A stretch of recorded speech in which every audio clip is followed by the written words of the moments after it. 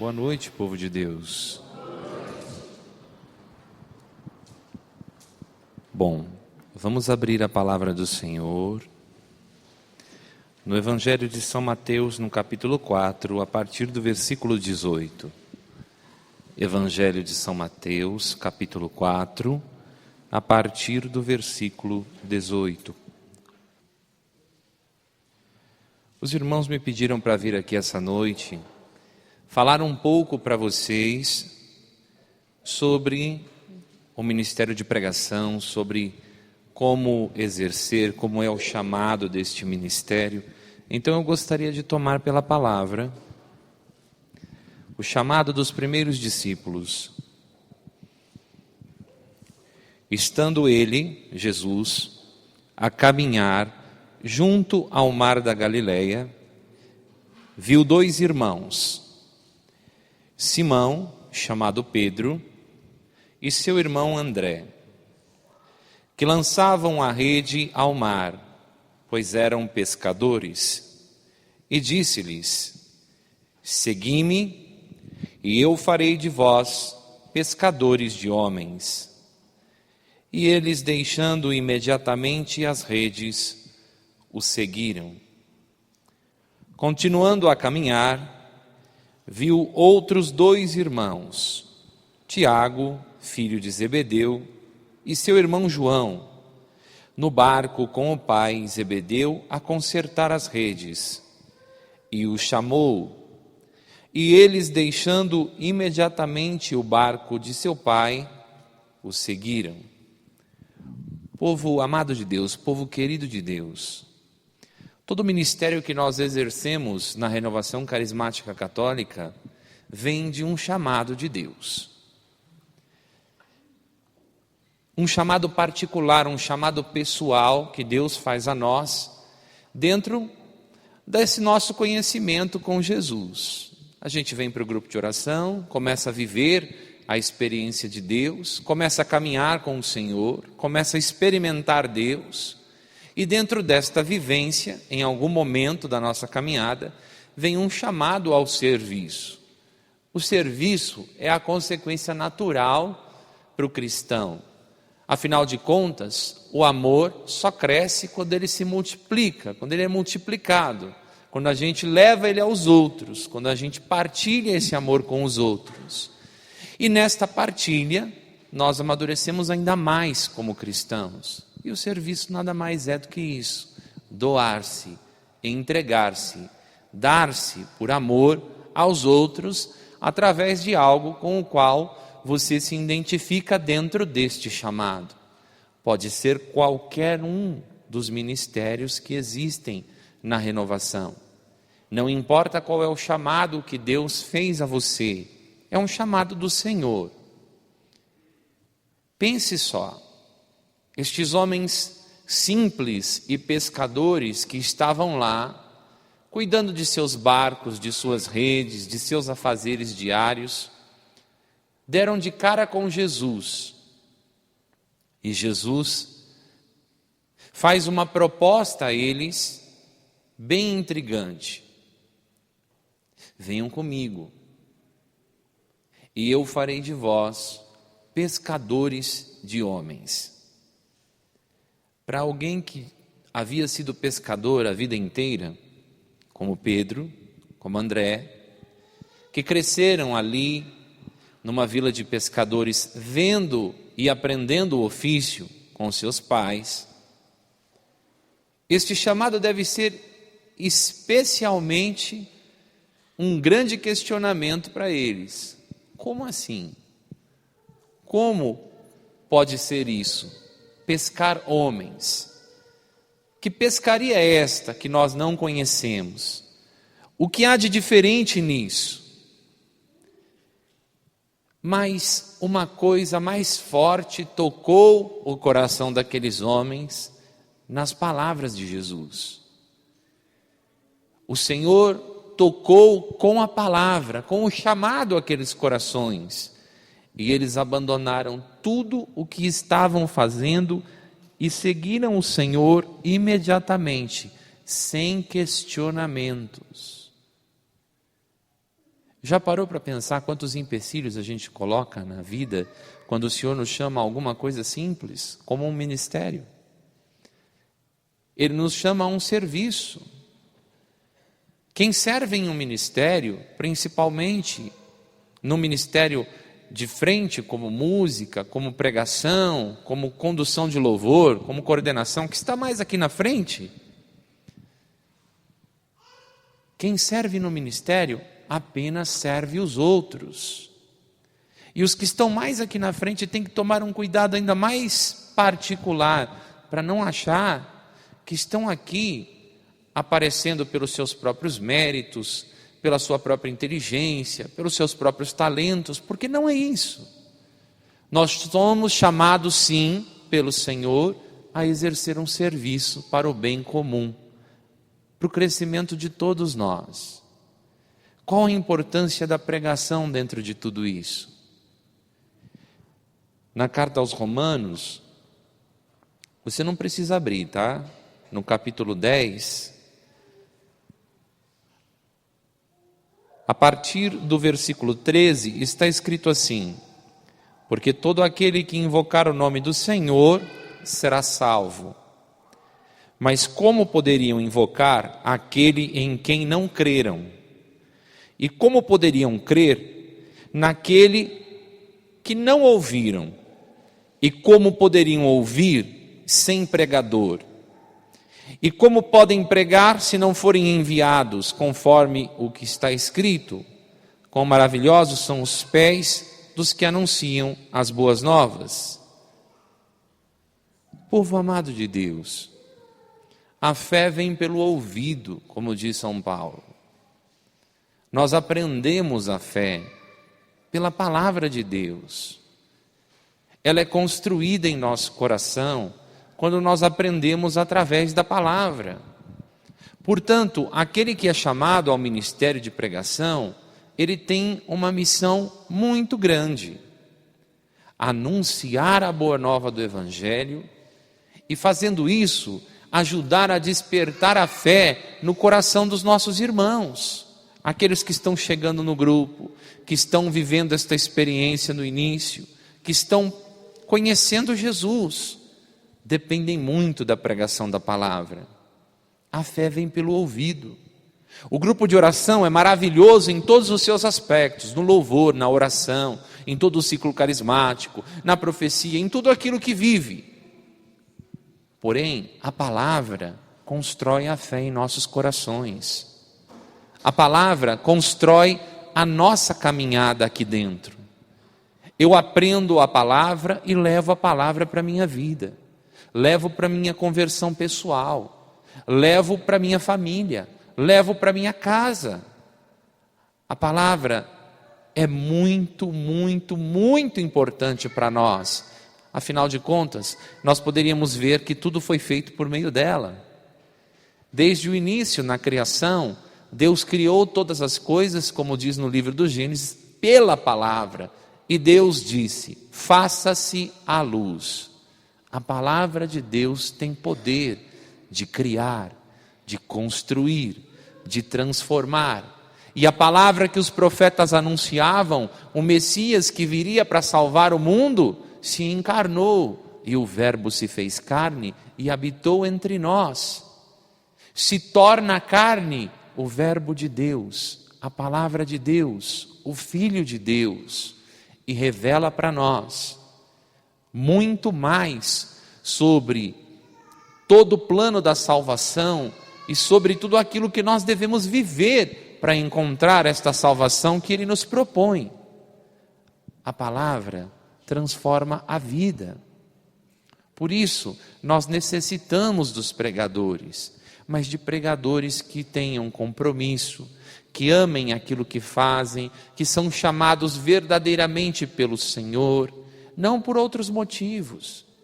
Não adianta você estar de repente sentado no banco, olhando aqui para frente, falando: esse negócio de ficar lá na frente falando no microfone deve ser bom, não é? Eu vou lá um dia, quem sabe eu não estou lá falando no microfone, que deve ser bom falar no microfone. Olha, gente, não pense assim. Estar do lado de cá do microfone quer dizer que existe sobre os ombros uma imensa responsabilidade. Imensa. Eu já caminho há 18 anos e logo nos primeiros grupos de oração que eu frequentei, no primeiro ano, eu ouvi de um pregador isso. Se vocês soubessem qual é o tamanho da responsabilidade de se estar aqui na frente, dificilmente alguém ia querer ser pregador. Porque nós vamos responder diante de Deus por aquilo que pregamos, por aquilo que falamos e pelas pessoas que afastamos de Deus com a nossa falta de responsabilidade, muitas vezes com o ministério. Portanto, aquele que se propõe a atender o chamado do Senhor e a servir neste ministério, não é apenas aquele que aprende a pregar e começa a pregar a palavra de Deus, mas é aquele que com a própria vida se torna testemunho da palavra de Deus em atos. Em atos. Ou seja, falar apenas de Deus não basta. Qualquer pessoa fala de Deus, gente. Vamos ser sinceros. Qualquer um, sem a menor instrução, compra meia dúzia de cadeiras, bota uma cortina na parede da garagem, bota lá um ambão, pega uma Bíblia e se mete a pregar a palavra como se fosse uma grande autoridade conhecedora da palavra de Deus, e não é. Qualquer pessoa fala de Deus. E muitas vezes sem nenhum conhecimento daquilo que fala. Sem se preparar e principalmente sem viver a palavra de Deus. O testemunho conta muito mais do que aquilo que é pregado até. Porque não basta pregar aqui dentro a palavra, ela precisa ser vivida lá fora. Porque lá fora as pessoas vão encontrar você, lá fora as pessoas vão esbarrar com você, as pessoas vão ver você e as pessoas vão observar você com um cuidado redobrado, esperando que você cometa algum erro, para que elas possam dizer: olha lá o pregador. Pode entender e acreditar nisso. A partir do momento que você ultrapassa essa barreira e serve no ministério da pregação aqui na frente, você já parou para fazer a conta como isso é injusto? Olha só, aqui na frente eu sou um só. Aí vocês são pelo menos uns 30. Quer dizer o quê? Que eu não vou guardar o rosto de vocês quando eu sair daqui. Mas vocês vão guardar o meu. Eu sou um só, vocês são vários. Eu posso até guardar de um, de outro, com quem eu tiver mais contato, com quem eu conversar mais, com quem eu me aproximar mais. Normalmente a coordenação do grupo, algum servo que fala mais com a gente, são aqueles que nós guardamos melhor a fisionomia. Mas o restante, não. Isso quer dizer o quê? Que se você fizer isso a semana inteira, durante o mês inteiro, e a gente supor que a média de pessoas num grupo seja por volta disso, umas 30 pessoas, a cada 10 grupos que você for são 300, a cada 30 grupos um mês são 900 a 1.000 pessoas que viram você e que você não sabe quem são. Então tem 1.000 pessoas soltas por aí, na cidade, que te conhecem e que você não conhece. Então pense só, se você vai poder agir normalmente como agiria quando não pregava a palavra. Porque qualquer coisa que você fizer de errado, seja na fila do banco, seja no trânsito, seja na esquina, no mercado, seja falando com o vizinho na rua, seja uma atitude qualquer que você tome na rua, de cima ou de baixo, sempre haverá alguém que te conhece, olhando para você naquele momento e questionando no coração: mas esse não é o pregador? Esta não é a pregadora? Este não é a pessoa que nos ensina na igreja, que fala de Deus para nós? Então eu quero que vocês entendam, o zelo aqui tem de ser redobrado. O fardo aqui não é um fardo simples de carregar, porque você tem que se comprometer com aquilo que faz, e viver este ministério é um grande desafio. Claro, o Senhor dá forças, claro, o Senhor capacita, claro, o Senhor leva adiante. Tudo isso nós sabemos, mas eu tenho de desejar viver isso com amor. Quantas vezes você já não teve notícias ao longo da sua caminhada de um pregador que se desviou, ou de um pregador que aprontou, ou de um pregador que pecou e que fez com que todas as pessoas se escandalizassem? Eu tive algumas e creio que você também. E isso é frustrante. Por quê? As pessoas que olham no grupo de oração muitas vezes para você como se você fosse algo que você não é. Vamos ser sinceros, quando você entrou para a igreja, a primeira vez que você veio num grupo de oração, logo no comecinho, nos primeiros grupos, quando você se apaixonou por Jesus, quando você olhava para esse povo todo aqui, você não pensava que todo mundo era santo? É porque você era inocente. Eu também fui inocente assim um dia. A gente olhava para o povo da igreja, não é? Principalmente o povo do grupo de oração, e pensava, que povo santo, que povo maravilhoso. Depois você descobriu que na verdade eles não eram santos, eles eram pessoas que vão levar você à santidade. Porque quem te leva à santidade não é só o santo que é o exemplo que você segue. Que te leva mais à santidade é o irmão difícil, que te faz aprender a paciência, a humildade, o amor, uma série de coisas. E isso nós temos aos montes, irmãos difíceis, não é? Temos muitos. Pois então, muita gente no grupo de oração olha para o pregador, ou olha para o músico, ou olha para o coordenador e pensa assim, aquele irmão é santo. Como se nós não errássemos. Como se nós não fôssemos humanos, como se nós não tivéssemos falhas. Muita gente também faz isso com os padres, olha para os padres como se eles não fossem homens. E aí quando ele comete um erro, pobre do padre, né? Pobre do padre. Se tivesse ainda o costume que havia em Jerusalém de apedrejar, o povo da comunidade, cada um ia pegar um tijolo. O próprio povo da comunidade. Porque se esquece que ele é homem e pensa que ele é alguém que nunca pode errar. Eu quero que você entenda isso. Se comprometer no ministério é assumir as responsabilidades que vêm com ele. Se comprometer no ministério de pregação é assumir que as pessoas que estão na assembleia vão olhar para você e ter você como referência, ainda que você seja humano, pecador, fraco, como todo mundo. E viva uma vida de luta, de oração, de batalha, para também chegar ao céu. Mas você é chamado ao ministério, de pregar e viver a palavra de Deus de maneira exemplar, para ser exemplo para os seus irmãos. E por isso, esta responsabilidade é sua.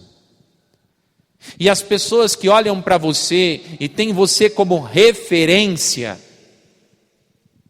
elas se miram em você e muitas vezes, se essas pessoas demoram a amadurecer na fé e enxergar que a grande referência que nós temos é realmente Jesus, se você errar nesse meio tempo, você derruba essas pessoas.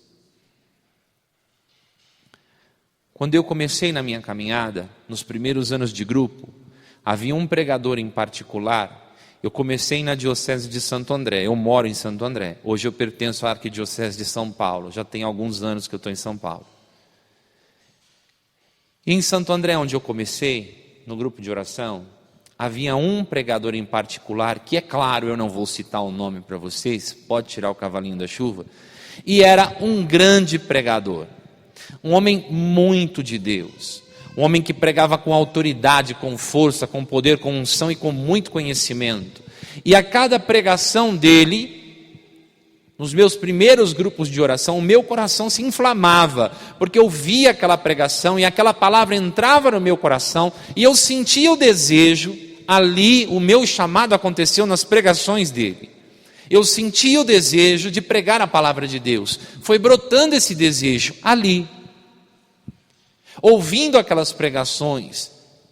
Então quando tinha uns encontros que aquele pregador ia fazer, eu estava lá, eu queria participar, eu queria beber daquela palavra.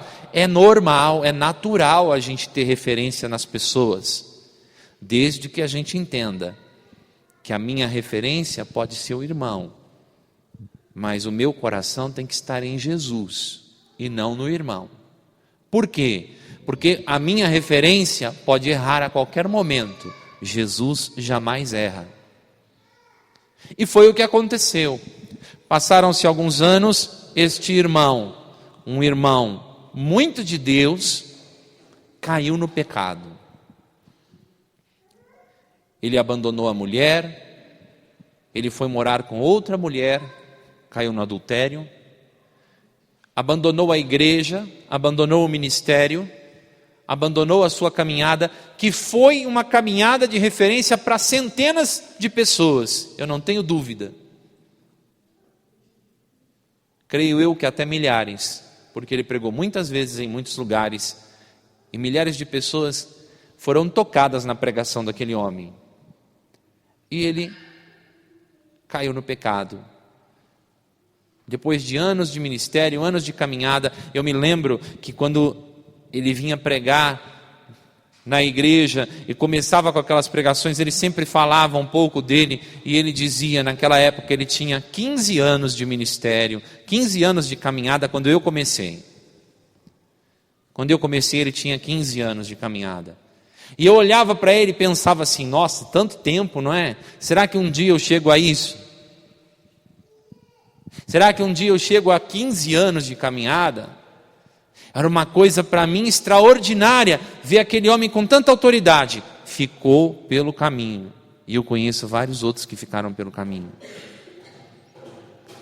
Então nós temos que compreender que ser pregador, estar no ministério, antes de tudo, é um chamado de Deus, em primeiro lugar, e em segundo lugar, é uma baita responsabilidade, enorme, imensa, que se você quer realmente viver, se você está disposto a viver este chamado, não tem que viver com medo, tem que viver com amor e com alegria, porque o Senhor sustenta, mas tem que viver com os pés no chão, consciente que é um chamado de muita responsabilidade.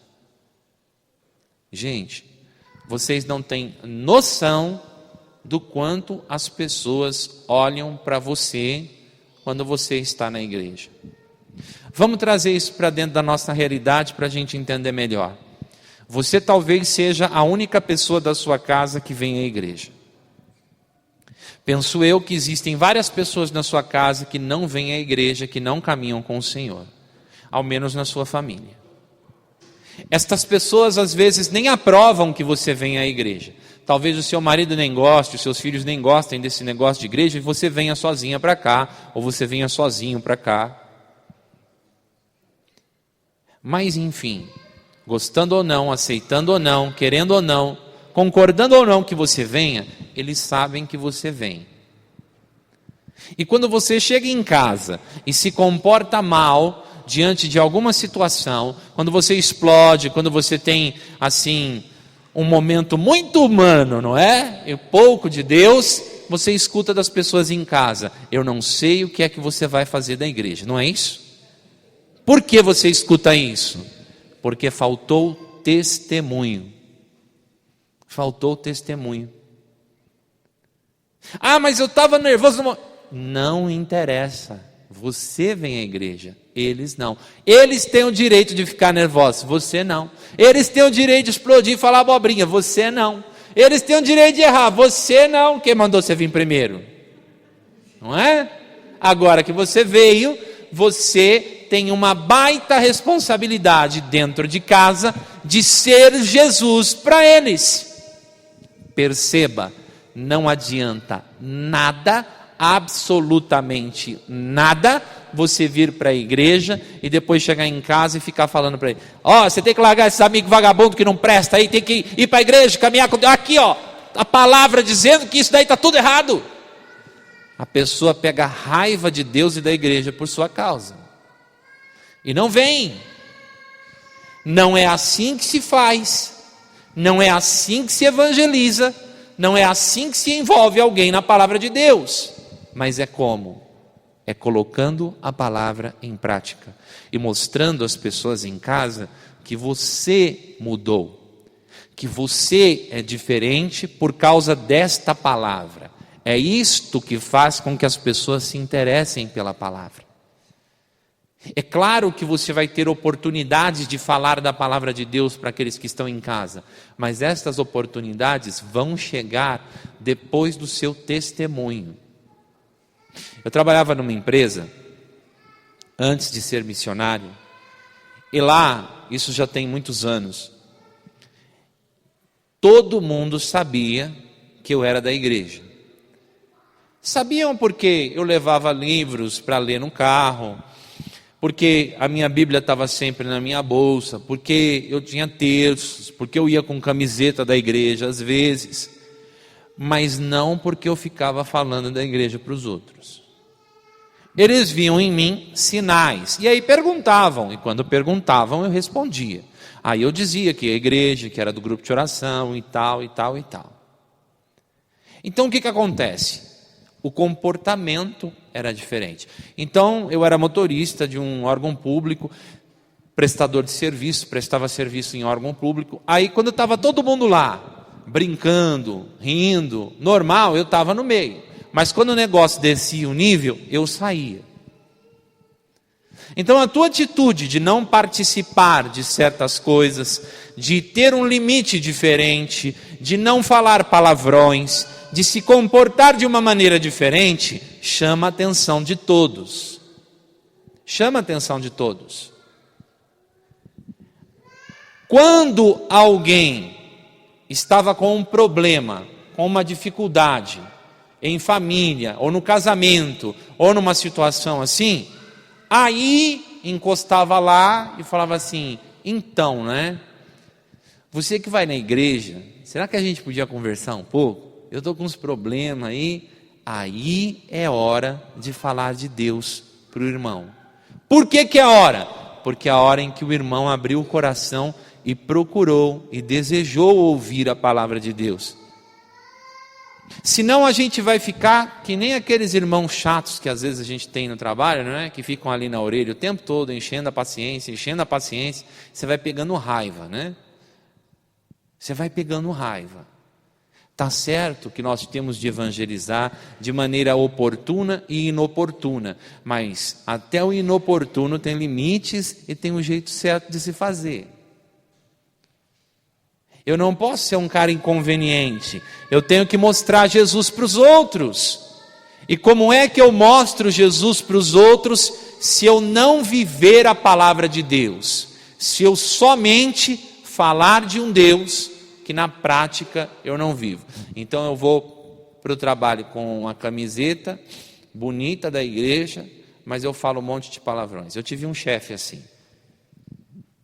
Ele era devoto de Santa Teresinha. Bom, não julgo o coração dele, mas ele se dizia devoto. Então, ele inclusive foi seminarista.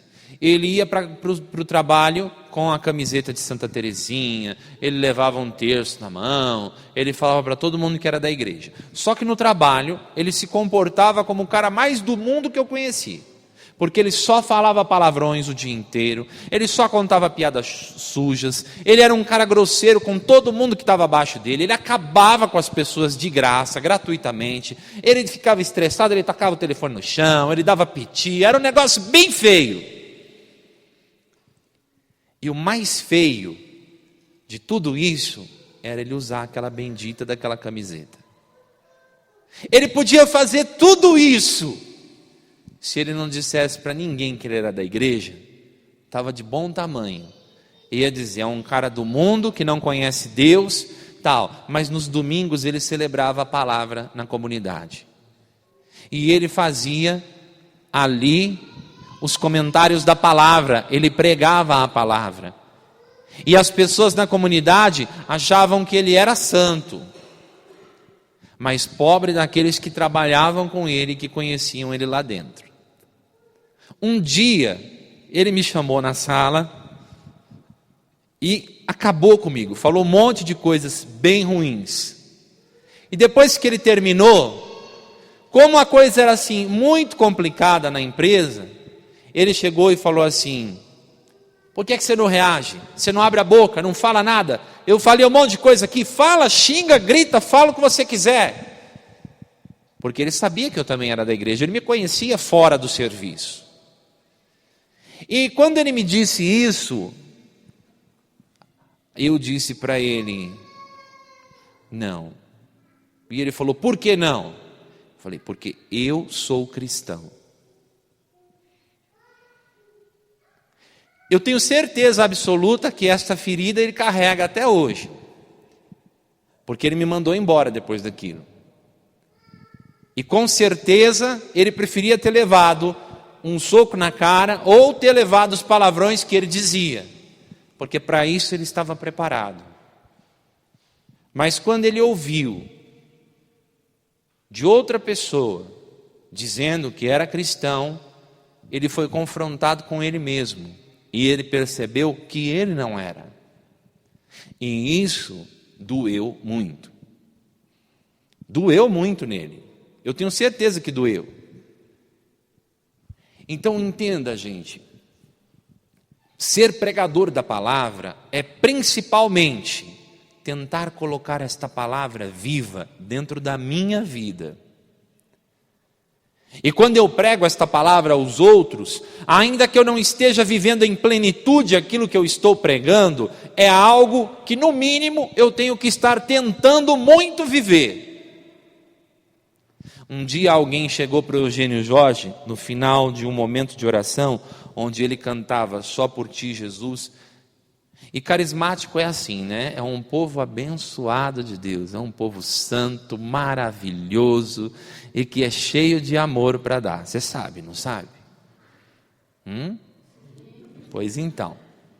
Aí o irmão chegou no Eugênio e falou assim: você vive tudo isso aí que você canta? Você vê que pergunta carregada de amor, não é? Você vive tudo isso aí que você canta? E o Eugênio olhou para ele e falou assim: não, irmão, eu não vivo. Mas isso que eu canto é o que eu luto todos os dias para viver. Então, ainda que eu não consiga viver tudo que eu prego é tudo aquilo que eu estou tentando viver.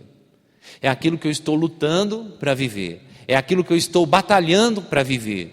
E eu tenho que ter a consciência de que muitas pessoas estão olhando para mim como pregador e colocando a minha vida e o meu exemplo como referência para a sua própria vida. E isto é muito, muito, muito sério.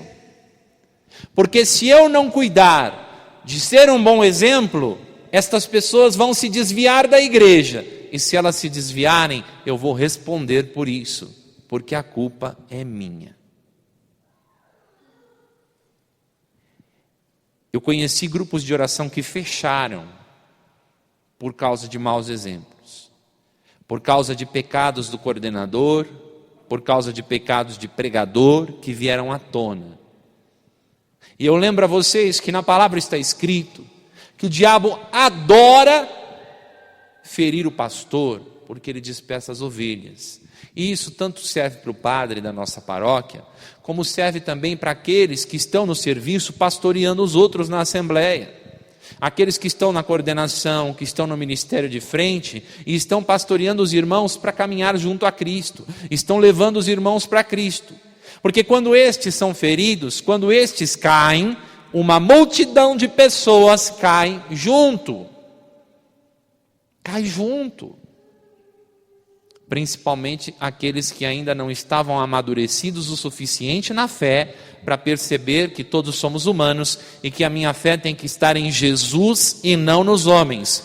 Mas é natural este processo, que primeiro eu vá me identificando com os outros, eu vá criando referências, eu vá pegando um exemplo, outro, e aquilo vai me fortalecendo na caminhada, os testemunhos, a vivência, a palavra vivida, eu vou acreditando, eu vou criando a fé no meu coração, Deus vai trabalhando esta fé no meu coração, a fé vem entrando pelo ouvido e também vem entrando por aquilo que eu vejo nos meus irmãos, até o momento em que eu tenho uma fé madura, em que eu creio em Jesus Cristo, independente daquilo que os homens façam. Quando você chegar nesse ponto de ter uma fé sólida, concreta, aí o padre pode pecar, o coordenador pode pecar, isso pode acontecer, aquilo pode acontecer, você pode até mudar de paróquia, ou de grupo, ou de cidade, ou de diocese, mas você não vai largar a igreja. O problema é que a grande maioria das pessoas que nós temos no grupo de oração são pessoas que vêm aqui buscar um encontro pessoal com Jesus, o anúncio querigmático da palavra, conhecer o amor de Deus, e elas vêm para o banco cheias de expectativas, e na maioria não são pessoas que caminham há muito tempo, e na maioria não são pessoas que têm uma fé amadurecida. Os grupos de oração sempre tem pessoas novas chegando, sempre tem pessoas que estão começando, sempre tem pessoas que precisam muito desses exemplos. Pois se eu lembro de testemunhos que eu ouvi há 18, 17, 16 anos atrás em grupos de oração, quero dizer que eu não lembro das pregações, mas eu lembro dos testemunhos. A palavra foi anunciada, entrou, trabalhou no coração e cumpriu o seu papel, mas os testemunhos ficam gravados, porque são os exemplos que permanecem. Jesus nos mostrou a sua palavra, mas nos mostrou com a vida. Ele amou os inimigos, ele deu a outra face, ele perdoou 7 vezes mais, 70 vezes 7, infinitamente mais. Ele fez aquilo que ele pregou, ele realizou aquilo em vida, ele vivenciou cada passo daquilo. Não foram palavras jogadas ao vento, foram palavras vividas.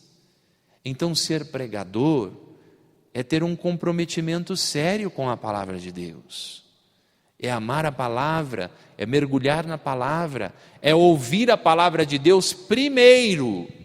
Ou você não sabia que o pregador é o que primeiro bebe da palavra de Deus? É o que primeiro bebe. Antes de cada grupo de oração, é ele quem bebe da palavra, é ele quem prepara a palavra, que mergulha na palavra, que vai esmiuçar a palavra junto do Espírito Santo, é ele quem vai beber dessa fonte primeiro, para depois passar aos outros. Então pense só, um pregador que prega em vários lugares, bebe mais da palavra do que aquela pessoa que vai uma vez por semana no grupo, porque aquela bebe uma vez por semana, muitas vezes não tem nem o hábito de abrir a palavra em casa e de viver a palavra em casa. Ser pregador da palavra é ter a responsabilidade, o compromisso com a palavra, com o Senhor que nos chamou e com a assembleia que está escutando a palavra de Deus. Não importa quantas pessoas sejam, não importa onde seja, não importa em que circunstâncias, a pregação tem que ser feita com o mesmo amor e com a mesma alegria. Então não interessa se você vai pregar para 10 pessoas, se você vai pregar para 10.000 pessoas. Tem que ser com o mesmo amor, com o mesmo entusiasmo, com a mesma alegria, com o mesmo comprometimento e com o mesmo compromisso. Quando eu digo que a cada esquina alguém vai estar observando você, você pode acreditar no que eu estou te dizendo sem medo.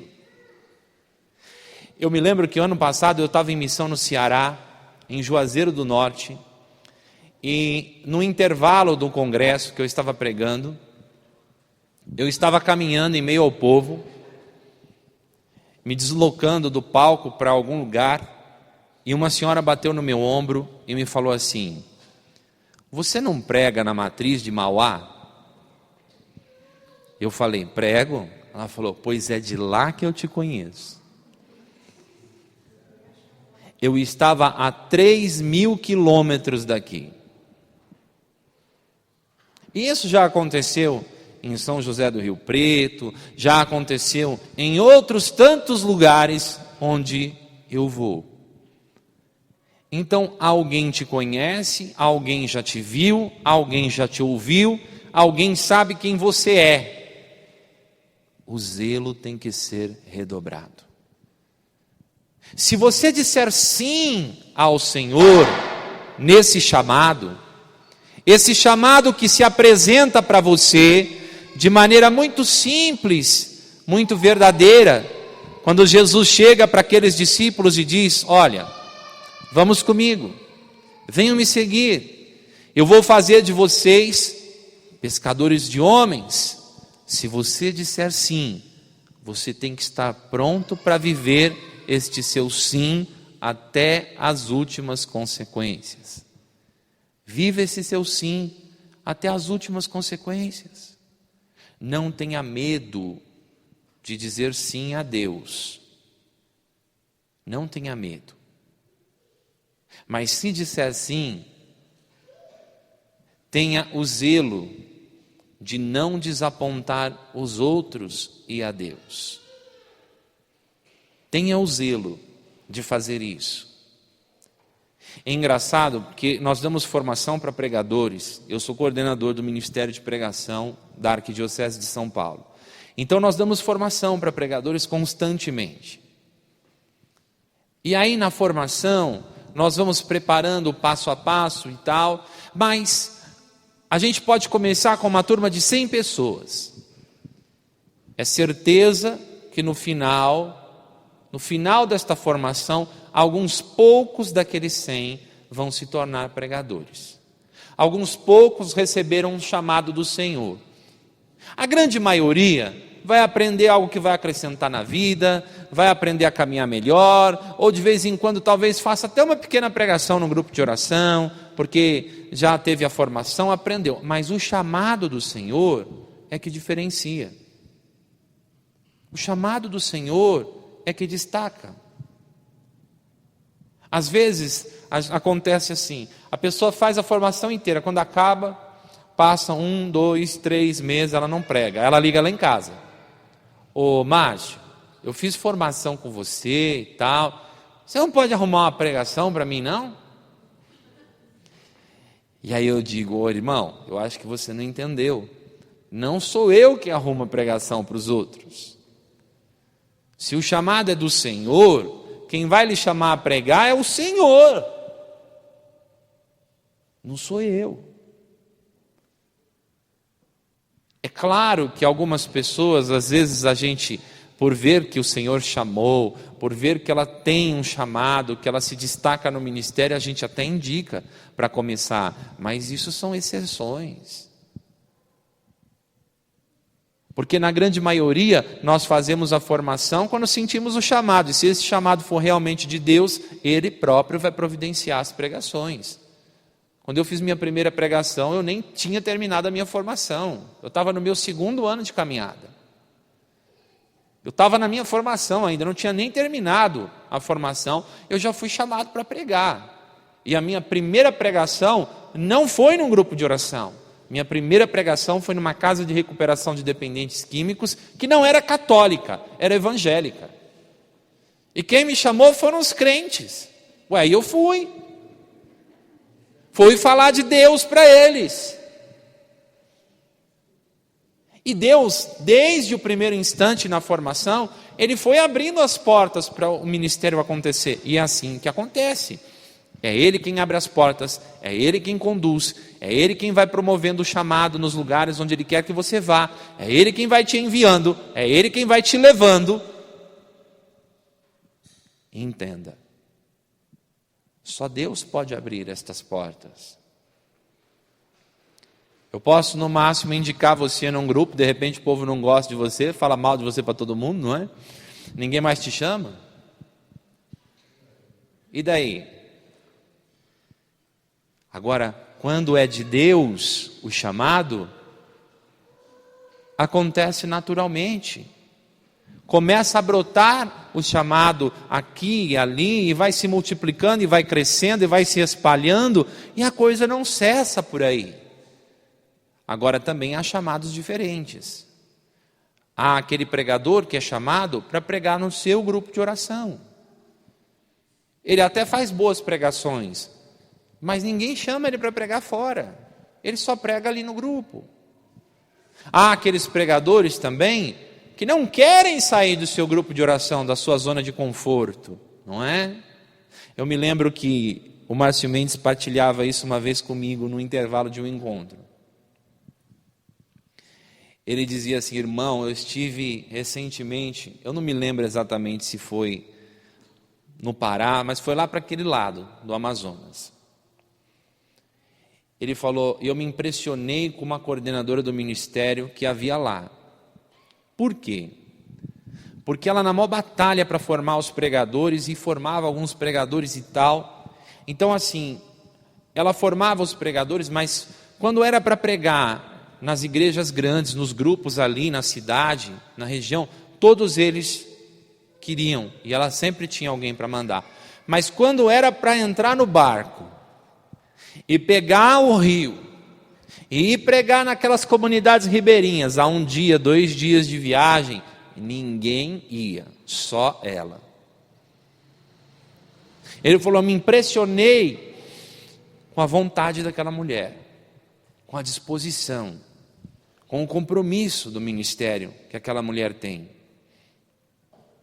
Então, tem pregador que faz a formação para pregar no seu grupo, mas ele não quer pregar num grupo que exige que ele pegue um ônibus, um trem, um metrô, que ele tem, não, mas lá é longe, como é que eu vou lá? Lá é longe. Eu tinha um pregador assim, numa das regiões, claro que eu não vou dizer quem é, nem a região. A gente tem que preservar essas coisas, né? Até por uma questão de ética. Mas ele queria muito viver esse chamado, e queria muito pregar a palavra, e tinha um desejo no coração de ser missionário e tal. Eu falei, tudo bem, irmão. Eu comecei a mandar ele pregar, mas tudo longe. Tudo longe. Apareciam umas pregações, nosso grupo de oração ali no Sapopemba, na Zona Leste, apareciam umas pregações ali no Jaraguá, Pirituba, uns lugares assim, bem pertinho, não é? Tinha que pegar várias conduções, e era uma baita caminhada. Depois acaba o grupo 10, 11 horas da noite, você tem que voltar para casa, você chega em casa depois da meia-noite sempre. E eu comecei a indicar ele para alguns grupos, e ele começou a ir. Mas aí veio a ladainha. Ele começou, não, irmão, não está dando certo, tudo é muito longe, e isso e aquilo. Aí um dia eu peguei ele e falei, irmão, você disse que quer viver assim, que quer se dedicar ao Senhor, que tem esse chamado. Que chamado você tem se você não quer sair de casa? Você não quer pregar? Se você quer ficar pregando no seu grupo de oração, então fique aí e não me encha mais a paciência. Fique pregando então no seu grupo de oração, pregue no vizinho no máximo, mas não saia mais daí. Aí passou um tempo, ele refletiu, ele parou de reclamar. Um pouco, não é? Um pouco. Parou de reclamar um pouco. Aquele que se compromete com o ministério não coloca barreiras, não coloca obstáculos. Ele vive o chamado. Não importa a distância, não importa as condições, não importa nada, coisa alguma. Coisa alguma. Por quê? Porque você faz aquilo com amor. Por amor. É o que você ama fazer. Se há alguma coisa que você ama fazer, você vai querer fazer sempre. Sempre. Vai querer viver aquilo, porque faz parte da tua vida. Agora, se não for assim, será que realmente é chamado? Se é algo que você não ama, se é algo que te chateia, se é algo que você faz quando dá, quando pode, aonde dá, desde que não seja longe, desde que não seja assim, desde que não seja assado, coloca tantos empecilhos, que como é que Deus poderia chamá-lo? E às vezes Deus até chama, mas a tua resposta não é um sim, é um talvez, no máximo, é um depende, mas não é um sim. Um sim se compromete de verdade, independente de qualquer outra situação. Ser pregador é uma alegria para mim e para tantos outros que são apaixonados por isso. Mas para alguns que não são, pode ser uma tristeza ou pode ser um fardo pesado. Então, se você quer um dia participar do ministério de pregação, participar de formações específicas para o ministério, aprender a pregar, estar envolvido com a palavra, primeira coisa que você tem que se perguntar é se realmente esse chamado vem de Deus e se realmente você está disposto a viver esse chamado. Esse chamado vai colocar você em circunstâncias, muitas vezes, que vão testar a sua fé, vão testar a sua disponibilidade, vão testar a sua paciência, vão testar uma série de coisas. Como é que o Paulo me conheceu, né, Paulo? O Paulo me ligou uma noite em casa, eu nem sei como é que ele conseguiu meu telefone, mas ele me ligou uma noite em casa, finzinho da tarde, na realidade, para me dizer que o pregador que vinha ao grupo de oração quebrou o carro no caminho, lá no interior, e não ia ser possível chegar. E era aniversário do grupo de oração, não é? Ele falou: irmão, me socorre. E eu falei assim: o que é que eu vou fazer agora? Eu tinha pregação no meu grupo de oração. Eu falei para ele: me dá uns minutos. Eu liguei para outro pregador, passei a pregação para o outro pregador que trabalha comigo, e liguei para ele e falei: tudo bem, irmão, eu vou, pode ficar tranquilo. Falei: olha, eu estou saindo daqui agora, eu não sei se eu chego a tempo, mas eu vou me esforçar. E eu consegui chegar a tempo, graças a Deus. Afinal de contas, não é tão longe. Aliás, para mim nada é longe. Então as pessoas às vezes elas se enroscam comigo quando o quesito é distância. Porque elas falam assim: mas não é longe? Eu falo: olha, eu já estou tão acostumado com isso que para mim nada mais é longe. Esse negócio de longe já passou, ó, faz tempo. Faz tempo. Meu carro que o diga, né? Eu tive que trocar o carro porque ele tinha 3 anos e estava com 120 mil quilômetros e estava dando um monte de problema e não havia mais o que fazer, a não ser trocar, porque as circunstâncias em que a gente está à noite, nos grupos, nos lugares que a gente vai, em muitos lugares de periferia de noite e tarde, exige que o carro esteja em ordem, não é? Eu não quero quebrar em alguns lugares que eu vou de noite, numa determinada hora, porque é complicado. Então, estava me dando muita despesa, a gente teve que rever essa situação. Agora, para pensar. Quando você se esforça, se compromete, você vai em qualquer lugar. Então, para mim não é longe Santo André aqui. Para você talvez seja. Para mim não é. Para mim aqui é a metade do caminho para muito lugar que eu vou. E às vezes nem a metade, é 1/3, 1/4 do caminho. Então a gente se esforça para fazer e atender os irmãos. Eu estava um dia em casa, uma irmã ligou para mim, era o quê? 1h da tarde. Falou: irmão, foi engraçado, foi bem interessante o que aconteceu. Eu tinha uma pregação agendada, marcada na minha agenda, tal dia, tal horário, tinha o telefone da pessoa, mas não tinha o endereço, não tinha o local, não tinha o tema, não tinha absolutamente nada mais. Só estava lá o dia, o horário e o telefone da pessoa. Chegou o dia, ninguém me ligou naquela semana, eu peguei de manhã, por desencargo de consciência, e mandei mensagem naquele celular, tentei falar naquele celular, ninguém respondia, queria saber o que é que tinha acontecido, não é? E aí, quando foi 1h da tarde, eu consegui falar com esta pessoa. Ela me disse assim: irmão, eu estou com o seu número aqui, você me ligou. Eu falei: ué, vocês marcaram uma pregação comigo, mas ninguém me passou endereço, tema, nada, e agora eu não sei. Ela falou assim: não, mas eu não marquei nada com você. Eu falei: como é que você acha que eu tenho o seu telefone na minha agenda nessa data, se você não marcou nada comigo? Alguém marcou, não é? Não, mas escuta bem, eu não marquei nada, eu nem sei quem é você.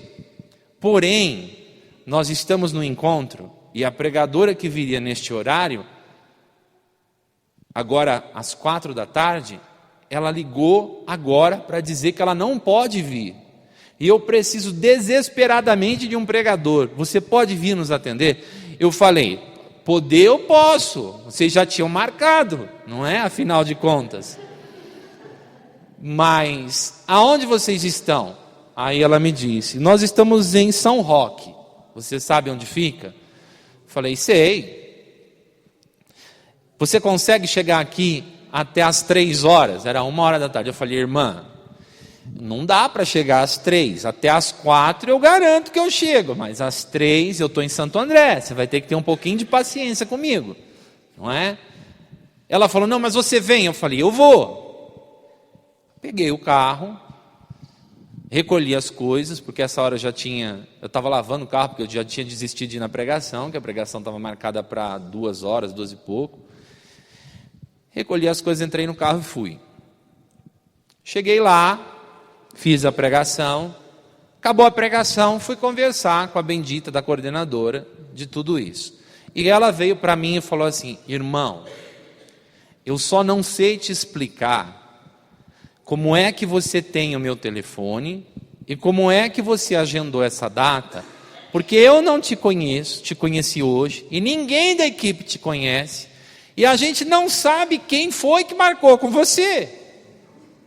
Mas se não fosse isso, você não tinha vindo e a gente não tinha conseguido dar seguimento ao encontro. Então ela agradeceu muito, foi tudo muito bom, graças a Deus, Deus agiu.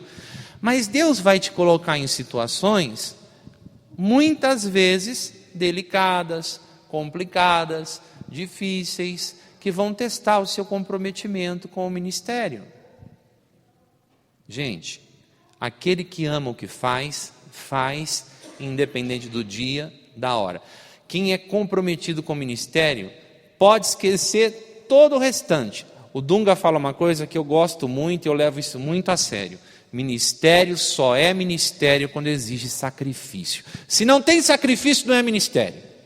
Então, ministério só é ministério quando você se sacrifica. Quem tem ministério já não tem mais essa história de aniversário, aniversário em família, festa disso, festa daquilo, feriado, fim de semana. Não tem nada disso.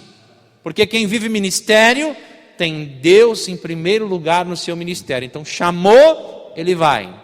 Pelo menos na minha vida e na vida de tantos outros que eu conheço, é assim. Chamou, vai. O Dunga largou o pai dele na cama do hospital, desenganado pelos médicos. Ele foi lá, se despediu do pai, falou com o pai, eu posso ir, o pai não falava, fez um sinal para ele que ele podia, ele foi para o Nordeste, no meio da missão o pai dele morreu.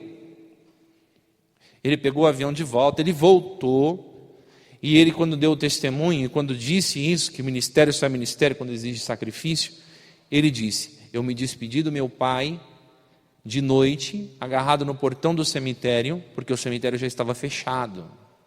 Eu não estava no enterro.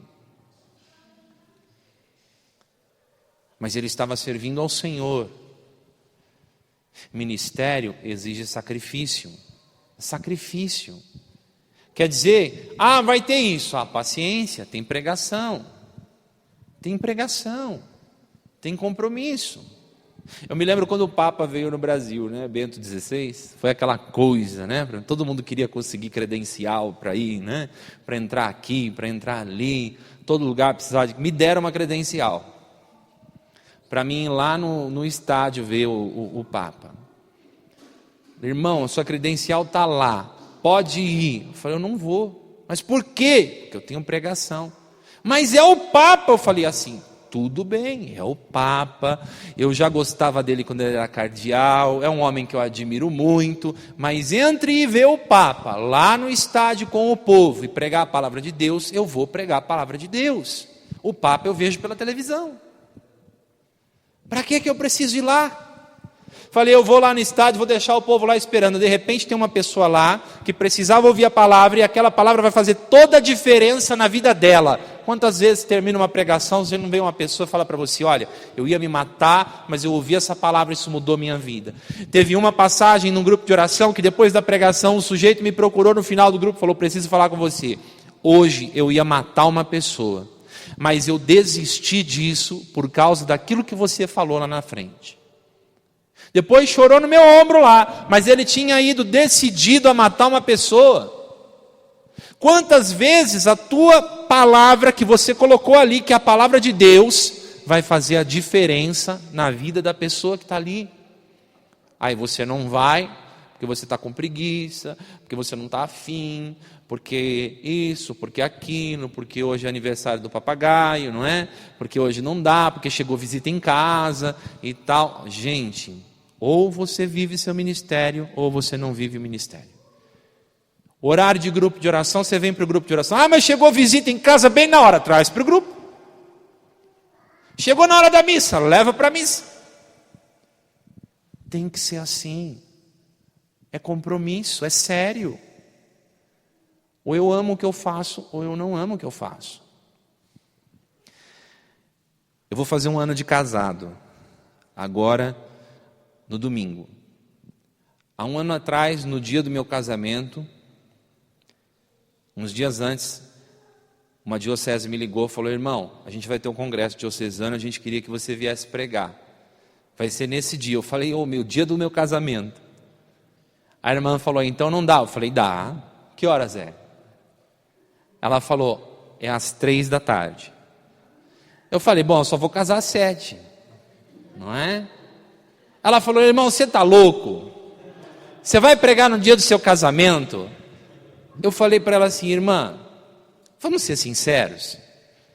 O que você acha que eu vou ficar fazendo da hora que eu acordar até a hora do casamento? O dia do noivo? Hã? Você acha que eu vou ficar fazendo o quê? Eu vou ficar em casa ansioso, preocupado, pensando nisso, pensando naquilo. Então é melhor eu ir pregar. Pensa bem, é minha despedida de solteiro. Aí ela falou: tá bom, eu te conheço, sei que você é maluco mesmo, então vem. Eu fui. Quando eu acabei a minha pregação, eram umas 4 e pouco, minha esposa já estava me ligando, né? Onde é que você está? Eu falei: eu estou indo embora.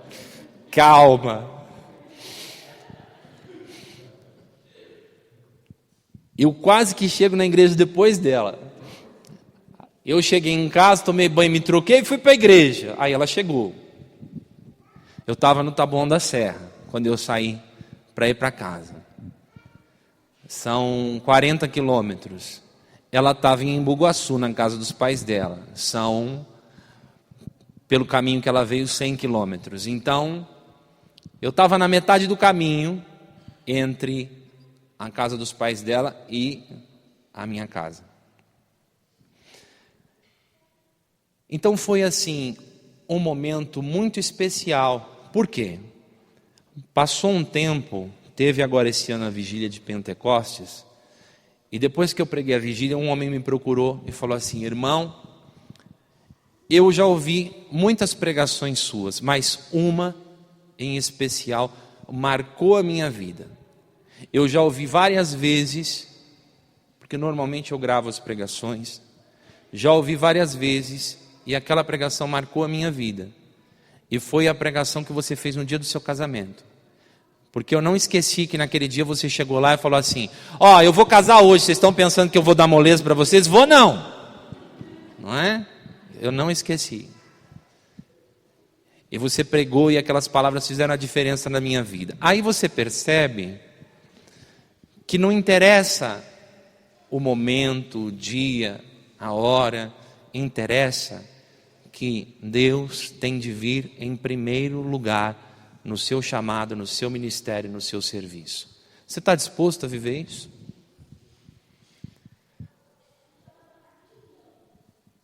As pessoas costumam dizer que quando eu começo a formação de pregadores, eu coloco um terror no coração das pessoas, porque eu fico falando: olha, pensa bem, eu acho melhor você desistir, né? Olha só, depois você dizer assim vai ser complicado. Mas, deixando as brincadeiras de lado, às vezes a gente mostra todas as dificuldades e os compromissos, justamente para que a pessoa entenda que isto não é brincadeira. Isto não é uma coisa que eu posso fazer quando me sobra tempo. Não é uma coisa que eu vou fazer. É claro que nem todo pregador que vai ser pregador vai ser missionário, vai ser chamado a deixar tudo e a viver a vida como eu vivo e pregar o tempo todo, a semana toda, o mês todo como eu faço. Muitos vão ser pregadores que vão pregar várias vezes durante um mês, mas vão ter seu trabalho, sua vida, sua caminhada diferente da minha, mas isso não diminui o compromisso. Eu acho que até aumenta, porque às vezes o cara trabalha o dia inteiro, tem que sair do serviço com a palavra na mão, no colo, no ônibus, no trem, e se preparando, chegando lá no grupo, entrando tal, e pregar, e vai fazer tudo, até aumenta o compromisso. Não diminui. Mas se você vai fazer isso, faça com amor, com comprometimento. Não encare isso de maneira alguma como uma brincadeira. Não encare isso de maneira alguma como algo que eu posso fazer quando me der na telha, quando me der vontade. Fiz formação, agora quando posso eu prego, quando dá uma oportunidade vou lá falar um pouco e tal. Não é assim. Qual o tempo se gasta para preparar a pregação? Irmão, a pregação é um mistério de Deus, não é? A partir do momento que a gente é chamado para uma pregação, essa pregação já começa a acontecer na sua vida. A gente se debruça sobre a palavra, se debruça sobre livros, estuda, reza, ora, escuta o Senhor. Mas o que eu acho mais interessante é que a pregação nunca está pronta até que ela acabe. Porque no caminho para o grupo de oração, as coisas que vão acontecendo no trem, no ônibus, no trânsito, que vão acontecendo no diálogo com as pessoas, as conversas que a gente tem com as pessoas durante o dia, ou no carro, ou no caminho, as conversas que a gente tem em qualquer momento, as circunstâncias que vão acontecendo em volta, Deus vai falando. E Ele vai falando de uma forma tão viva e tão intensa, que quando você percebe, tudo aquilo que você vivenciou no dia ou na semana entrou na pregação. Naquela pregação que você orou, preparou e tudo. Então, não existe um tempo determinado, sabe? Não existe um tempo determinado para que essa pregação seja formada. Não é algo que sai pronto de casa, chega pronto aqui e vai ser feito daquele jeitinho que eu imaginei. É algo que, se a gente se deixar levar pelo Espírito, for dócil ao Espírito, como nós devemos ser, é uma pregação que vai se construindo, e ela vai se construir até a hora que a gente chegar, vai se construir nas circunstâncias, sabe? Ela sempre se constrói nas circunstâncias. Eu me lembro que um dia eu ia para um grupo de oração para falar do amor de Deus.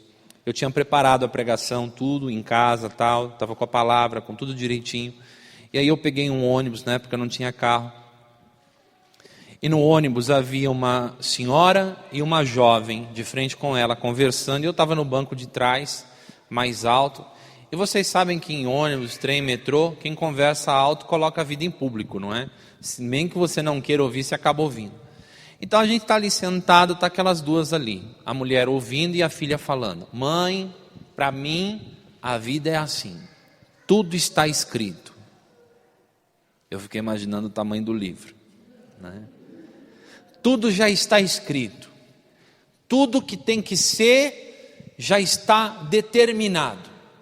Eu fiquei pensando, essa mulher está vendo muita novela, mas tudo bem.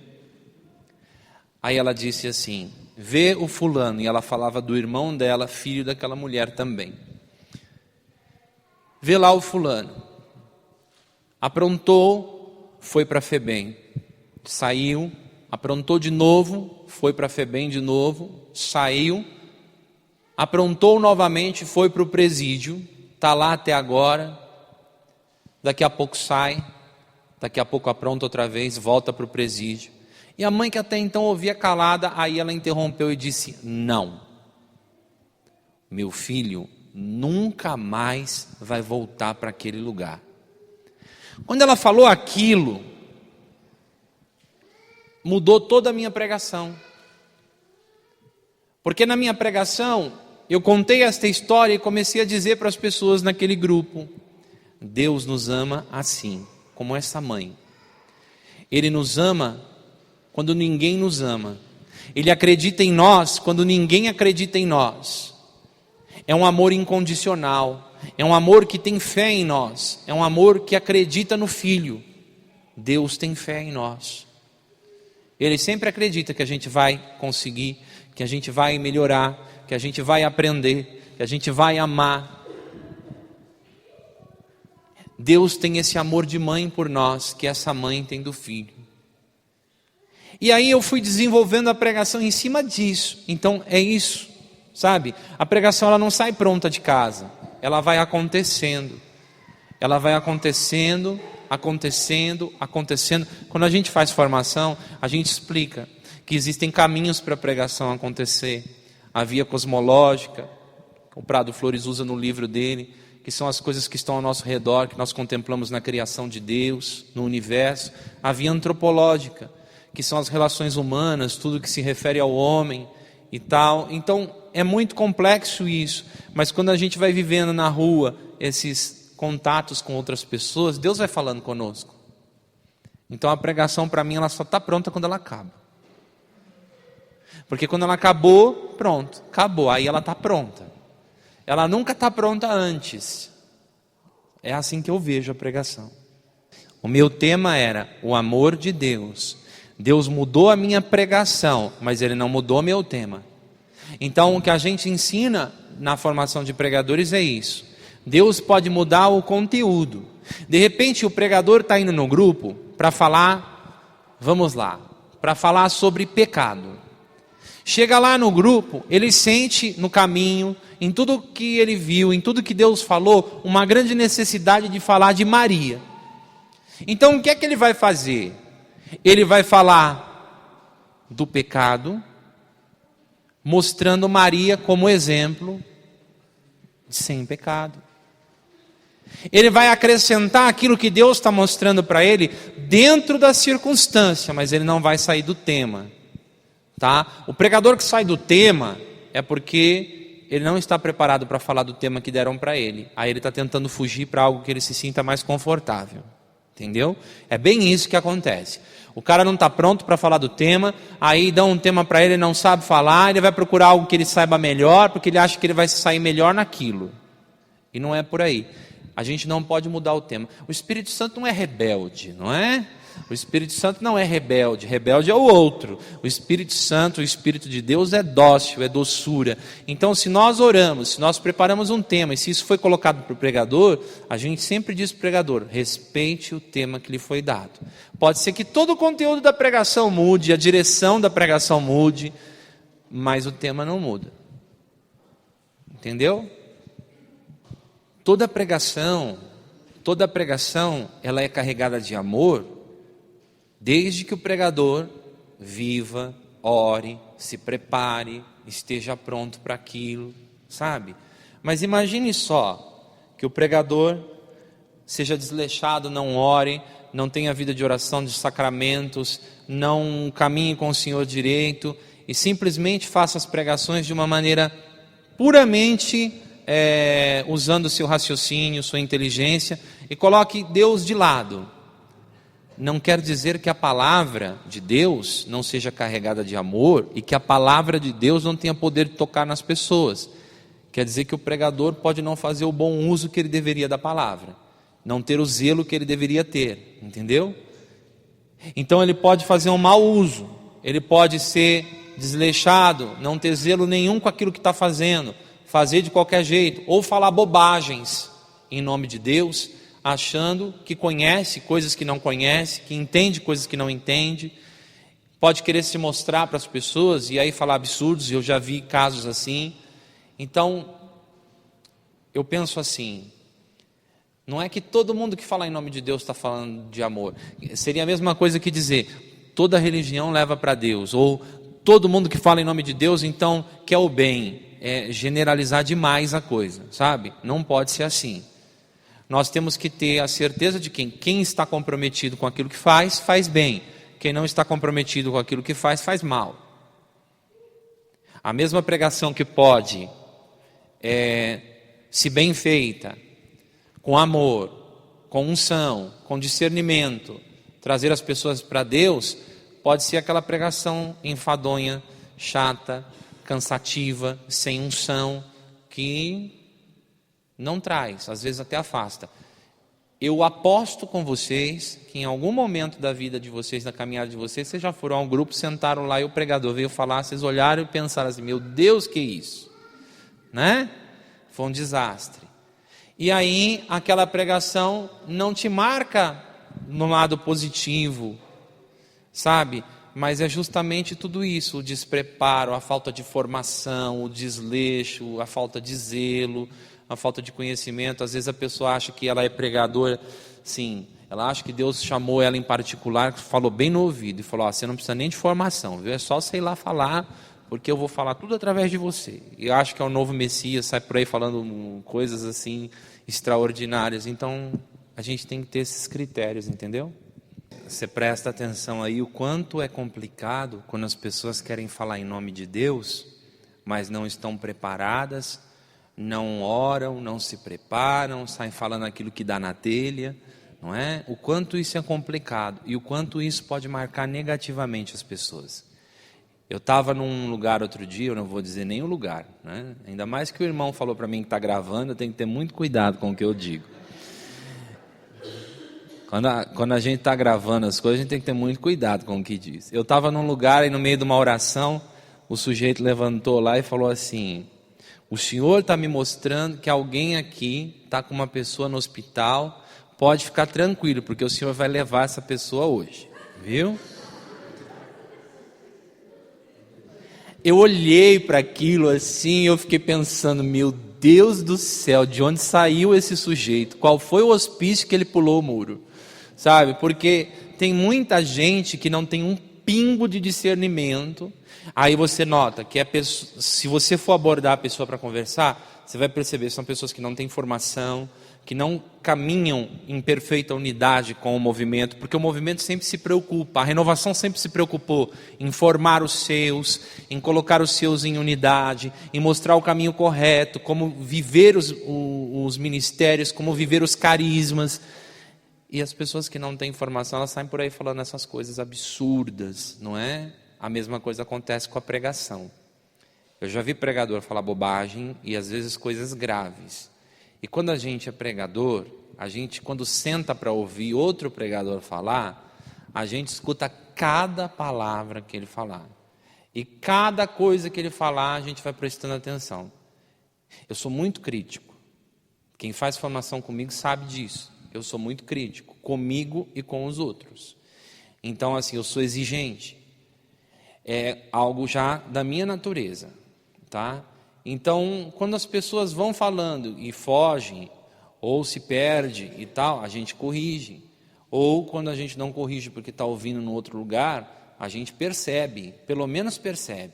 É igual um músico. Se o músico sentar para ouvir outro músico tocar, naturalmente ele vai ouvir se o cara desafinar, se ele tocar notas erradas, ele vai prestar atenção. Por quê? Porque faz parte do seu ofício, e já que faz parte do seu ofício, você quer também beber daquilo. Você não está ali só para criticar ou julgar o irmão, não é isso. Mas você está ali para observar, e também para aprender, e também para crescer. Não é? E nessa de crescer, às vezes você também ouve coisas absurdas. Associou-se uma coisa meio equivocada, né? A gente às vezes tem a ideia de que conhecer a Bíblia é saber, às vezes de memória ou pelas anotações, capítulo e versículo. É saber onde se encontra cada passagem, tá? A gente associou isso muito por causa dos protestantes.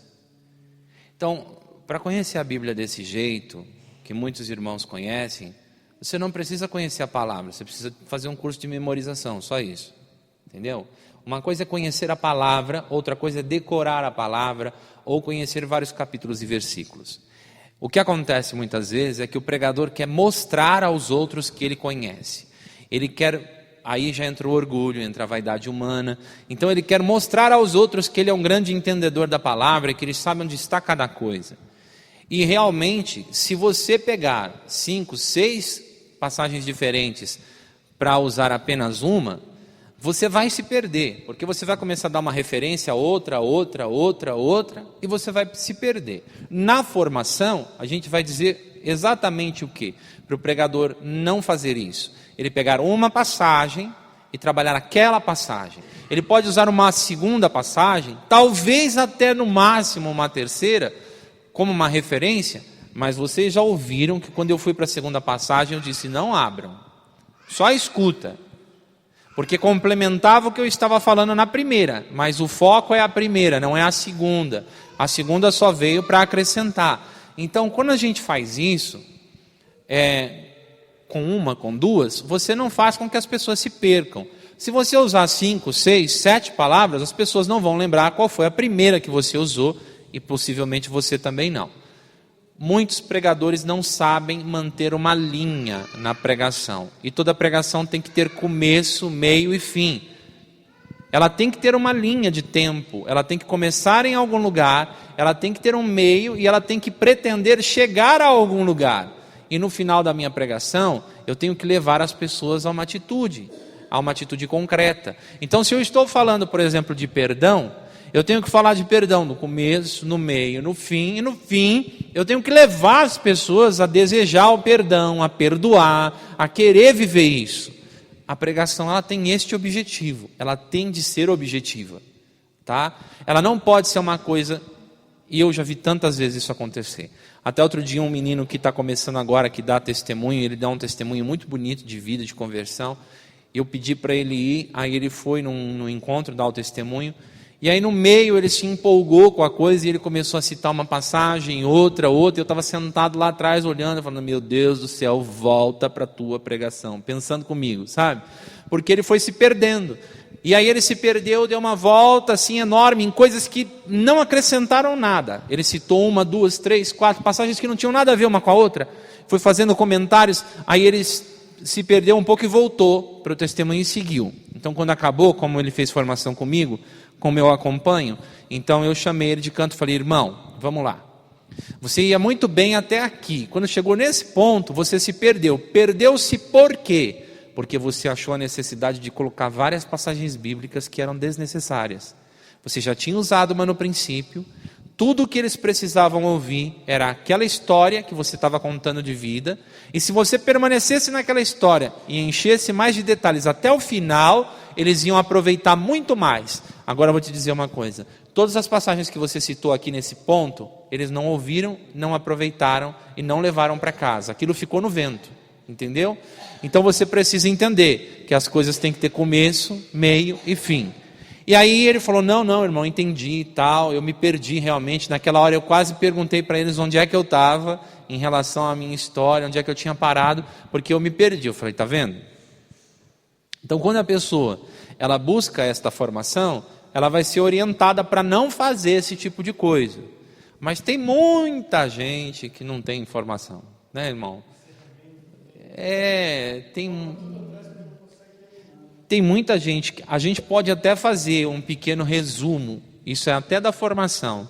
No final da pregação eu posso pegar, por exemplo, vamos lá, vamos tirar hoje, por exemplo. Então, se você entendeu tudo que eu disse hoje, o Senhor te chamou, você abandona tudo, começa a seguir o Senhor, a fé vem pelo ouvido, a palavra de Deus vai entrar no nosso coração, vai tocar o nosso coração.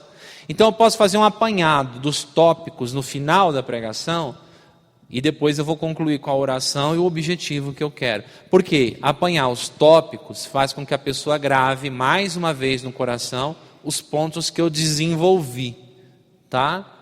Eu posso fazer isso no final. Mas o que acontece é que as pessoas se perdem mesmo. E aí não conseguem encerrar. Se o grupo tem 2 horas de duração, e é só você parar para pensar que tudo tem que ser muito bem distribuído, tá?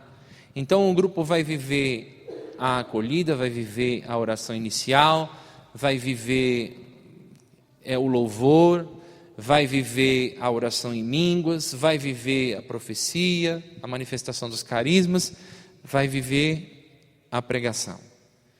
Depois, no final, vão haver os recados, as coisas mais e tal do grupo. Então a gente tem que ponderar.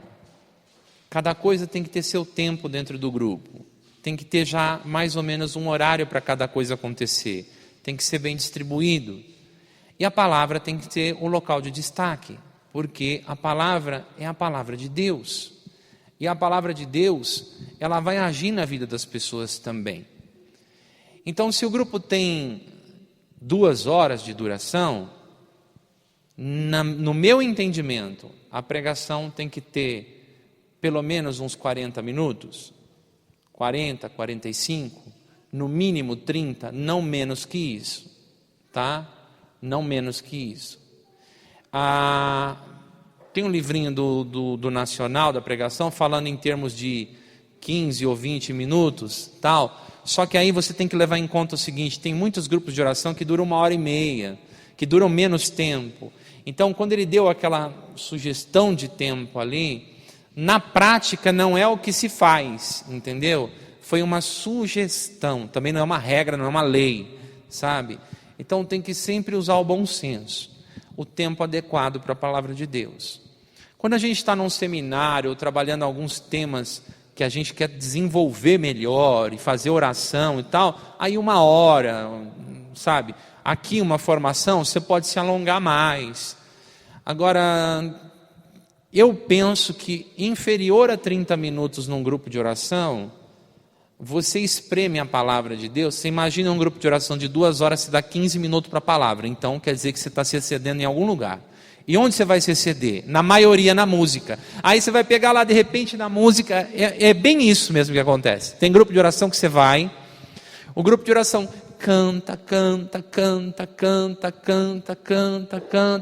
uns 25 louvor, nunca chega a hora da palavra. Quando chega a hora da palavra, dá 15 minutos para falar. O pregador falou, acabou o teu tempo, ao tempo. Então, está errado. Manda o bom senso, então. Tem que equilibrar essas coisas. A música tem um papel importante, o louvor tem um papel importante, não só a música pela música. Tem muito grupo que nem louva, é a música pela música, é quase que um show, né? E tem muito grupo que não ora, que não trabalha o louvor, e isso não é legal. Então a gente tem que pensar num equilíbrio nesses tempos. E a palavra tem que ter um local de destaque. Para mim, a palavra tem um lugar de destaque dentro do grupo de oração. Tá bom? Então o tempo vai ser relativo de acordo com o horário do grupo. Se são 2 horas, 3 horas, 1 hora, 1h30. A gente vai procurar equacionar sempre as coisas em equilíbrio. Nem muito música, nem muito isso, nem muito aquilo, mas que cada coisa tenha o seu tempo. E a palavra tem que ter também o seu tempo. Quer um exemplo? Eu fui num encontro uma vez, eu me senti a pior pessoa da face da terra naquele dia. Porque foram 100 quilômetros até lá para pregar, e eu cheguei às 11, eu avisei que eu tinha de retornar, que eu tinha compromisso, tudo. A pregação era para ser às 11 horas, eu cheguei 20 para as 11. Esperei, e aí eles foram atrasando isso, atrasando aquilo. Quando deu 11h30, ela falou, agora eu vou liberar a janta. Aí liberou a janta deles e tal, e eu fiquei olhando para o relógio. Quando deu 00:05, a coordenadora chegou em mim e falou assim, olha, agora você fala para eles, mas fala só uns 10 minutos, não precisa fazer uma pregação não, só dá uma palavrinha para eles. Eu fiquei pensando assim, o que é que eu vim fazer aqui? Eu rodei 100 quilômetros, eu vim até aqui para falar de Deus para eles. Ela fala assim para mim, olha, você não precisa fazer uma pregação, você fala uns 10 minutinhos aí. Tudo teve um tempo imenso. Um teatro teve um tempo de mais de meia hora. Um momento ali de música que estava acontecendo teve um tempo de mais de 20 minutos. Tudo teve tempo. Na hora da palavra dá 10 minutos para o pregador. Fala, fala qualquer coisa aí e vai embora. Entendeu? Então, eu fiquei extremamente chateado naquele dia. Eu acho que a gente tem que ter respeito com as pessoas e com a palavra de Deus também. É um desrespeito à palavra também fazer isso. Então parece que, já que não precisa da palavra, se era para falar 5 minutos, 10 minutos, falasse você mesmo. Eu não precisava sair de casa para vir até aqui fazer isso, não é? O chamado é pessoal, então Deus chama, a gente vai ouvir, a gente vai entender, a gente vai saber. Gente, eu às vezes eu fico pensando que a gente fica esperando que Deus mande uma carta para a gente, de preferência que um anjo entregue, né? Em casa, assim, com luzes, raios, trovões e muitos efeitos especiais para a gente entender que Ele está chamando. Na realidade, o chamado é algo que brota no coração. É a vontade de fazer que vem acontecendo, que vem crescendo, e Deus que vai colocando aquela vontade cada vez mais, vai ficando nítido, os convites aparecem, as portas se abrem e Deus manifesta esse chamado na nossa vida. E a nós resta dizer sim ou não, entendeu? Agora não creiam, não esperem um espetáculo pirotécnico para que esse chamado aconteça, porque não é assim que vai acontecer. Esse chamado vai acontecer, como eu falei para vocês. Eu estava sentado no banco, ouvindo as pregações daquele irmão que pregava na igreja, e a cada pregação dele o meu coração ardia e eu sentia o desejo de também pregar. Era um desejo meu, mas esse desejo que brotou no meu coração era o chamado de Deus acontecendo na minha vida. Então eu fiz o quê? Eu disse o meu sim. De que forma? Bom, se eu sou chamado à pregação, então vou fazer formação para pregador. E fui fazer a formação para pregador. Na formação, se esse chamado é verdadeiro, você vai compreender melhor o ministério, melhor o seu chamado, e ele vai começar a se concretizar. Como eu disse, eu estava no meio da formação, já fui chamado para pregar. Aí Deus começa a abrir as portas. O chamado é isso, é esse desdobramento que vai acontecendo no seu ministério. Este é o chamado, entendeu? Não é algo que você simplesmente vai amanhecer um dia, estou te chamando, viu? Vem! Não é assim. É desse jeito que eu estou falando. Nasce uma vontade, essa vontade vai crescendo, você se compromete, diz seu sim, vai para as formações, se entrega, se abandona e Deus vai conduzindo. Entenderam? Nós fechamos os olhos e vamos entregar o nosso coração ao Senhor, dizendo para Ele: Senhor, talvez não esteja claro na minha vida, no meu coração, qual é ainda o meu chamado, mas que o Senhor me mostre o que o Senhor quer de mim. Eis-me aqui, Senhor, eu quero servir. Eis-me aqui, eu estou aqui, eu quero servir. Agora o Senhor sabe o que é melhor, onde o Senhor me quer servindo, de que maneira, então me mostra. Peça ao Senhor, peça que Ele mostre a você qual é o chamado para a sua vida pessoal, peça para que Ele deixe claro para você aquilo que Ele quer de você, e diga: sim, Senhor, eu estou aqui para responder o teu chamado, para fazer a tua vontade, para viver no teu amor, para seguir com o Senhor, para caminhar com o Senhor. Eu quero te agradecer, Senhor, pela oportunidade de estar aqui, de estar nesta formação, neste momento de reflexão sobre os ministérios, sobre o grupo de oração. Obrigado, Senhor. Glórias e louvores a Ti, Senhor Jesus. Obrigado, Senhor. Vamos ficar de pé. Ave Maria, cheia de graça, o Senhor é convosco, bendita sois vós entre as mulheres, bendito é o fruto do vosso ventre, Jesus. Santa Maria, Mãe de Deus, rogai por nós, pecadores, agora e na hora de nossa morte. Amém. Olha para a pessoa que está ao seu lado e diga para ela, Deus te chama.